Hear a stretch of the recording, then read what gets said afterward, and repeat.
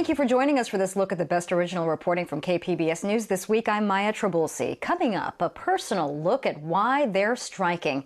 UC San Diego teaching assistants show us the financial insecurity they're living with. The TK rollout and its unintended consequences. Local daycares say putting 4-year-olds in school is making it harder for them to do business. And connecting cats with their future families. We'll take a look at a lounge in La Jolla that's keeping hundreds of felines out of local shelters. San Diego officially has a new city council, and it's a first for one political party that now holds all of the seats. Jacob Ayer was at this week's swearing-in ceremony.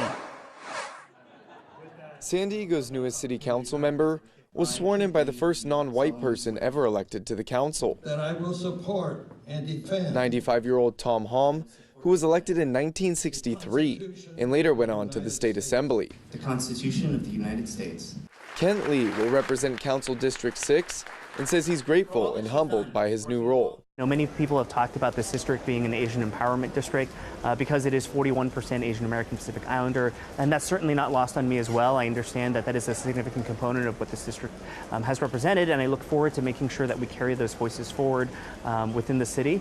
But really, at the end of the day, ensuring that we serve all of our residents within the city of San Diego and within the district.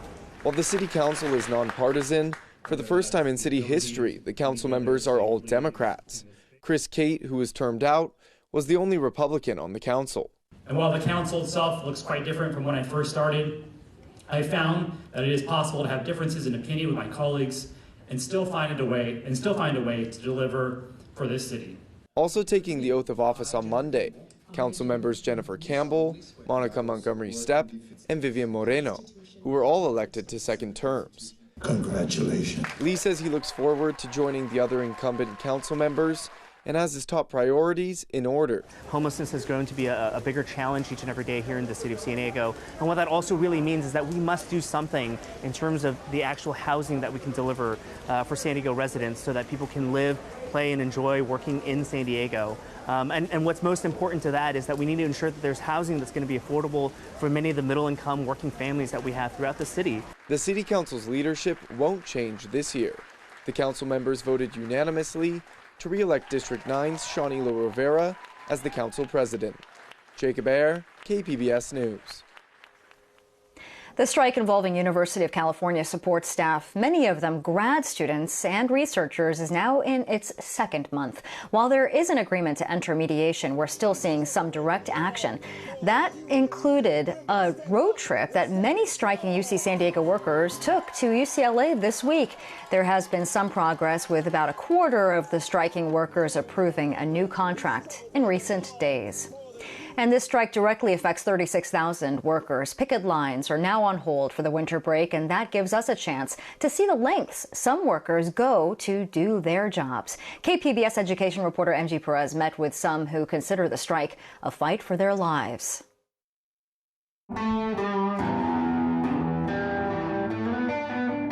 25-year-old Anoop Pratura is an accomplished musician who riffs on his electric guitar in the comfort of his North Park apartment he shares with a roommate. He's also an avid surfer, and he is one of the thousands of graduate student researchers and teaching assistants still on strike at UC San Diego. We're doing world-class research in our labs. We're providing some of the best teaching that you can get anywhere in the country. You know, all of that is given by graduate students. I wish I understood the disconnect of why I was forced to live in my car, other than the fact that the UC will do anything it can to, not pay us the wages that we deserve. They used to have a mattress sitting up here, then down in here, I have a water tank. Pratura was homeless and lived in his Toyota Tacoma for almost 2 months this past summer because the apartment near campus he shared with 3 roommates was destroyed in a flood caused by a sewer line break, which left him with nowhere to go but his car. And it just kind of was like a week-by-week thing where I kept thinking that, by next week I'll find a place that I can afford and I'll be able to move out of here. And, just with how little money I was making, I just couldn't even qualify to apply to most places. And while he was homeless trying to survive, he also got COVID. UC academic workers only make between $24,000 and $30,000 a year. That's at the heart of the labor dispute, still unresolved for most of them. It's just very expensive to buy a car and keep it up, and I don't feel like I could do that financially. Ahmed Akhtar moved from Chicago to San Diego almost 6 years ago. He's never been able to afford a car. He is a graduate researcher working on a PhD in physics, and his housing scholarship will soon run out. Desperate for security, Akhtar and his colleagues formed a new union last year called Student Researchers United. Teaching assistants and postdoctorate researchers were already unionized under the United Auto Workers of America. The new union is also under the UAW, which adopted the academic members, giving them immediate and significant financial and bargaining power. For the longest time, student researchers didn't have a union. We didn't have this tool for getting rights, for enforcing our rights, for protecting our rights, and now we do. I was told to announce that there's going to be an info session. The strikers are also fighting for better working conditions. They want learning and research environments free of harassment and bullying, alleged by union members to be common among tenured professors and administrators. International students want protection from unjustified threats of having their visas revoked without cause. Varun Ramaprasad is here from India. He is willing to accept the risk of joining the union and being visible on the picket lines. I think it will be worth it. I think we have already made huge gains, but the UC is trying to not negotiate and then not try to give us what we deserve, but we are going to keep fighting for it. This is a fight for survival, and this is a fight that we're going to win! Anup Pratora is grateful to be housed and healthy again. He's not sure the dream of getting his doctorate is still moving in the same direction. It could be on hold for a bigger purpose, to help prevent others from suffering his pain and past. I want to fight to build a system, a coalition, a union where people don't have to go through that. That is another kind of riffing he is committed to continue. If it wasn't for my community, I don't know how I would have made it. And that's why, something like a union is so important to me, because that is the essence of community and how community can be there for you. MG Perez, KPBS News. Prosecutors say they will not pursue a case against former SDSU football players accused of rape. As Melissa May reports, some in the campus community say the decision follows a pattern of survivor voices being minimized. Let it be known, let it be heard. We are upset and we are disappointed. I want this march to be seen, and I want it to be heard. This is Jade Smith, a second-year SDSU student and organizer of the Survivors March on campus. It's only me doing this, and whether it's 5 people or if it's 20-plus people, our message is still the same. We want something to change. We want something to happen. We want consequences to be given, because if they are not, it enables this behavior. First-year SDSU student Grant Becker also took part in the march. My first semester here, and it was a rough start getting that email right in the start of the semester about, a huge sexual assault scandal. The San Diego district attorney announced last week that no charges were going to be filed for the alleged sexual assault that took place in the college area over a year ago. This issue specifically holds a real special place in my heart. Because I've experienced it so many times, and I know how survivors feel when they go through this. Smith hopes for change and wants SDSU to acknowledge the students' concerns. It's hard having to experience something traumatizing to the point where you don't feel heard or you feel numb even mentioning it or talking about it. It's hard. I don't feel safe in this campus. I know other survivors don't feel safe in this campus. And that is why I'm here. Becker says he feels safer than his female friends on campus. It shouldn't be that way. It should be equal levels of safety regardless. Smith has this message for other sexual assault survivors. To not be afraid, even when it feels like the whole world is crumbling down, that there are people there that believe you and will be there to support you. And if it's not the higher-ups, then I just want them to know that I'm here for them. SDSU's investigation remains active regardless of the DA's decision. The university continues to urge anyone with information to come forward and share it with the Title IX office. Melissa May, KPBS News. One of our most watched videos this week involves the scientific work happening in San Diego on HIV. KPBS iTech reporter Thomas Fudge tells us how it's leading to the first clinical trial of a possible vaccine. The decades-long search for an HIV vaccine has not yet succeeded because HIV has so many different strains that makes it a very hard target for a vaccine. Scripps researchers now say an effective vaccine needs to mobilize a very specific kind of antibody to actually stop the virus. Those antibodies are called broadly neutralizing antibodies. And we think a vaccine needs to elicit broadly neutralizing antibodies against HIV to protect against the hundreds of thousands or millions of HIV variants that are in humans around the planet right now. Bill Schief with Scripps Research is co-author of a paper published in Nature about the clinical trial and the research around it. He says it has proven that the strategy for creating a vaccine is on the right path.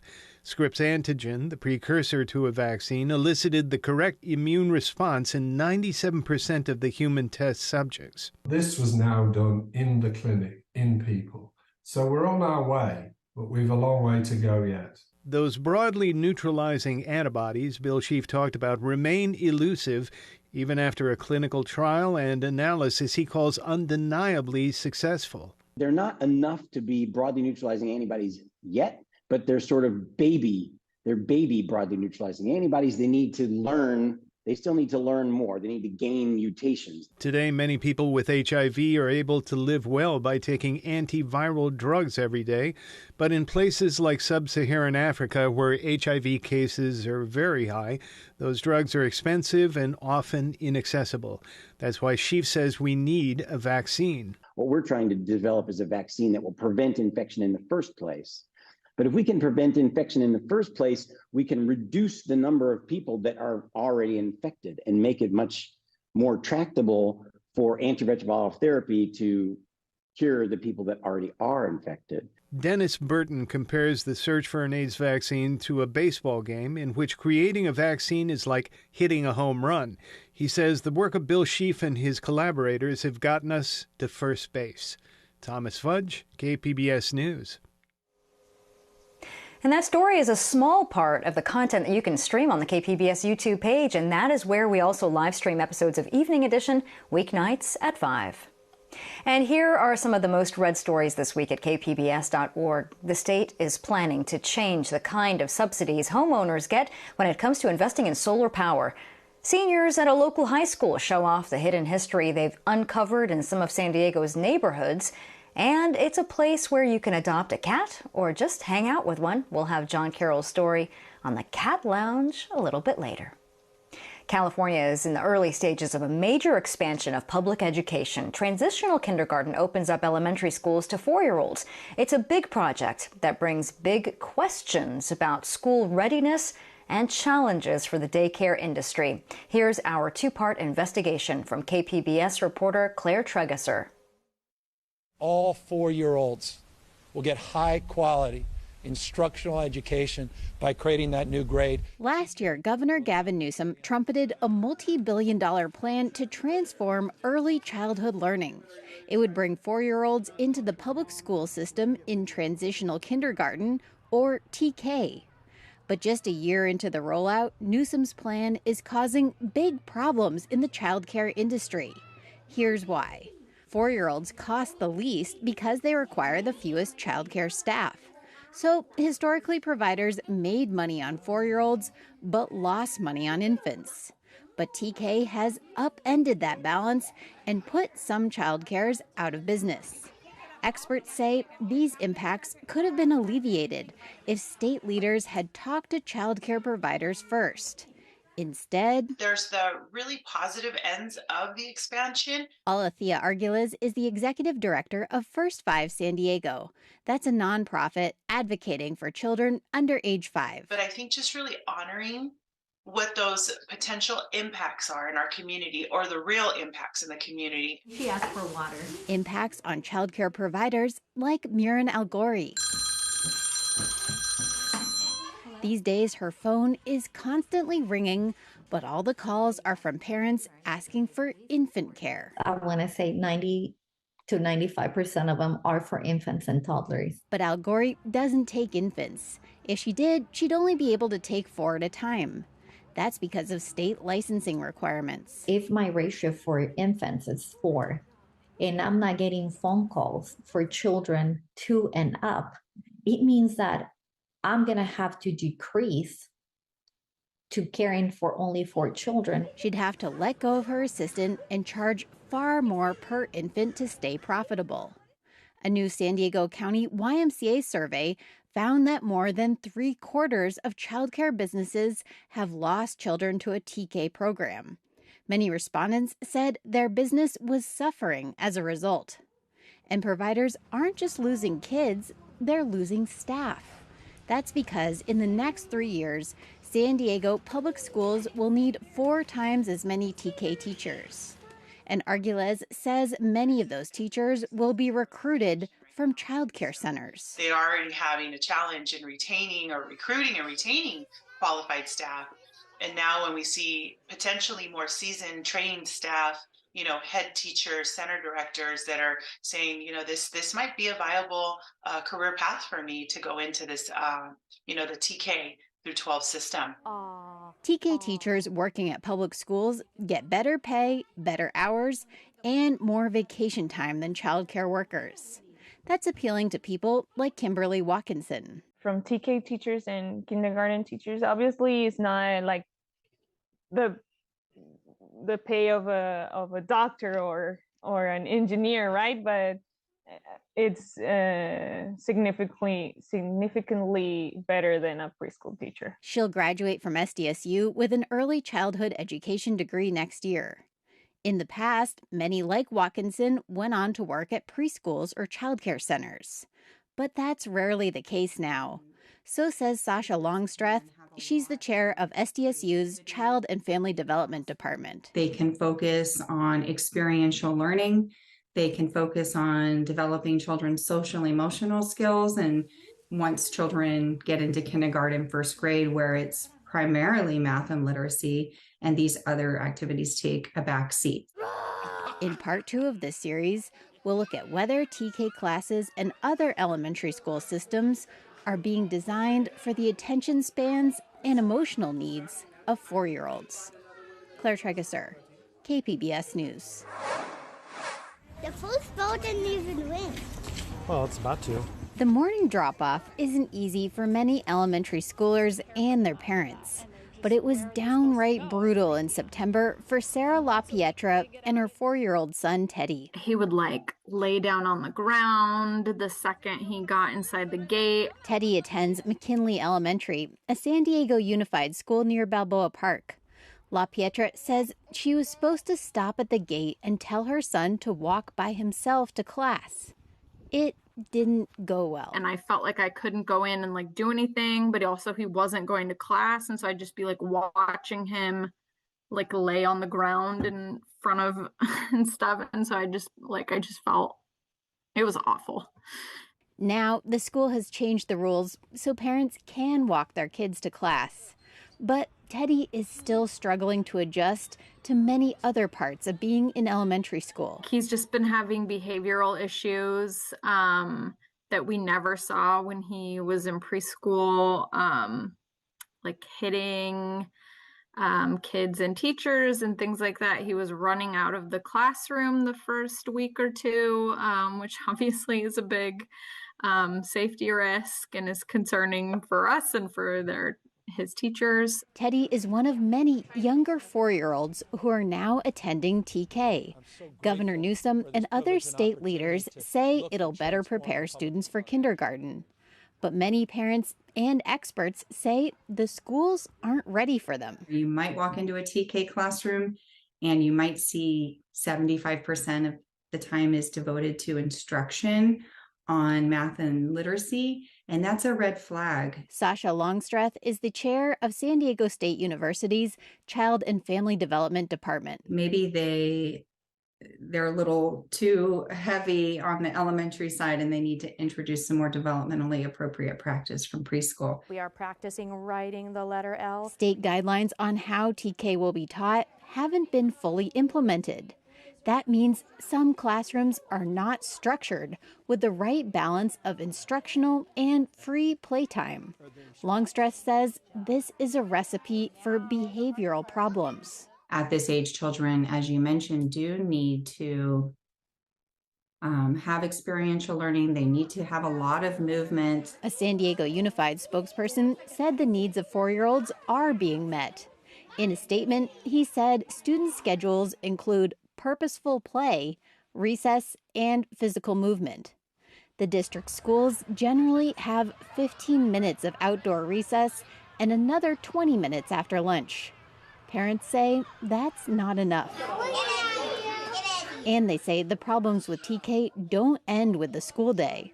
La Pietra's son is having even more issues at his school's aftercare program. They're very quick to be like, you need to come get him. We can't handle this. You need to come get him. He's doing this. You need to come get him. Even like it was raining and they were like, you need to come get him because we don't really have anything to keep him entertained. It is situations like this that give some parents pause.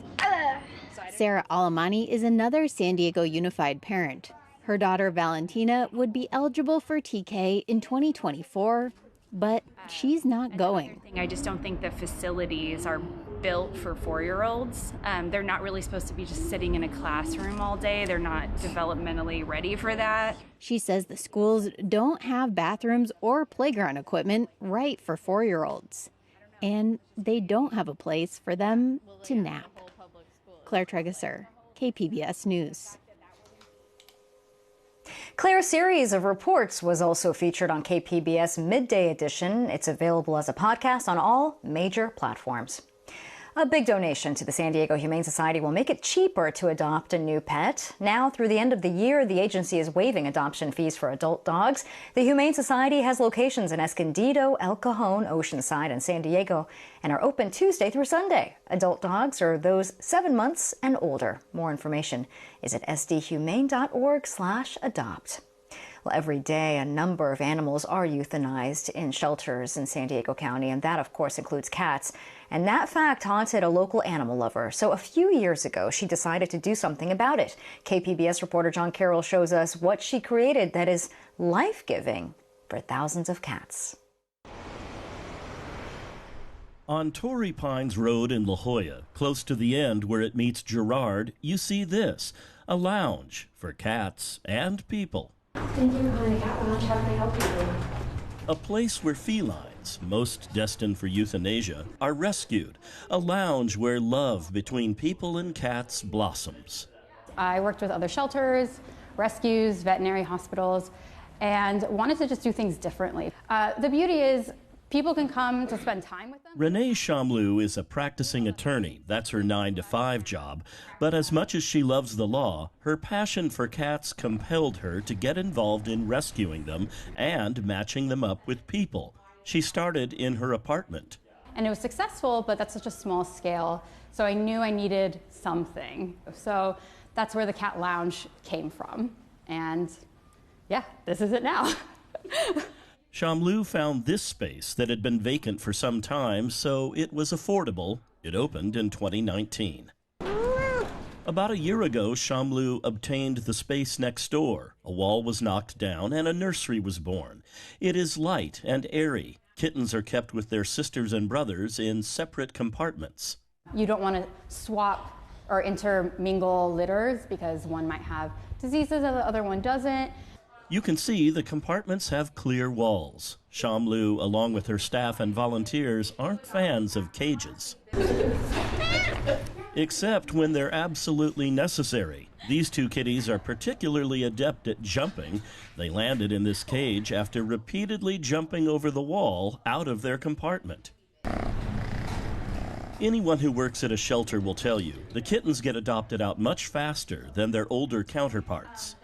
Yeah, I've never had cats before, so it'll be new. While we were shooting this story, Rebecca Powell and her husband Kane came in to browse, but after a few minutes, love was in the air, and a new chapter of human-feline relations was about to begin. Then I met the 2 kittens, and I was like, oh my gosh, this is great. And they liked me, I think, and so I guess they're going to come home with me. Oh, yeah. Over on the other side, the adult cats spend their days welcoming visitors, no doubt hoping for that right one. But it's not a bad place to wait. There is plenty to do. Here in the cat lounge, amongst the toys and the cat trees, there is something else. They have a catwalk. Not this kind of catwalk. Here, they've got a real catwalk. The Cat Lounge Rescue and Adoption Center is non-profit. They survive on donations and on admission. There is a fee of $20 for adults, $10 for kids and seniors. Shamlu says most visitors don't end up adopting. She says a lot of people just like spending time here. We have Wi-Fi, so if you want to bring your laptop and do work, I don't know how much work you'll get done, but... For those who adopt, the cost of admission is subtracted from the adoption fee, which ranges between $95 and $300, depending on the cat's age. But once you're a cat parent, the Cat Lounge doesn't abandon you. And once they do go home, we call after a few days to see how things are going. We are always a resource for our adopters. And I think that's one of the best things about adopting from a rescue is you have our knowledge and our care behind it. That knowledge and care has had a pretty remarkable outcome. A chalkboard in the corner of the lounge spells it out.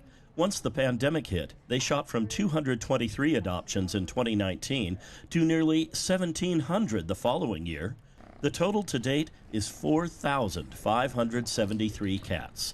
Connections made, homes found, lives saved. John Carroll, KPBS News. And we hope that you enjoyed this look at KPBS News this week. I'm Maya Trabulsi. Thanks for joining us.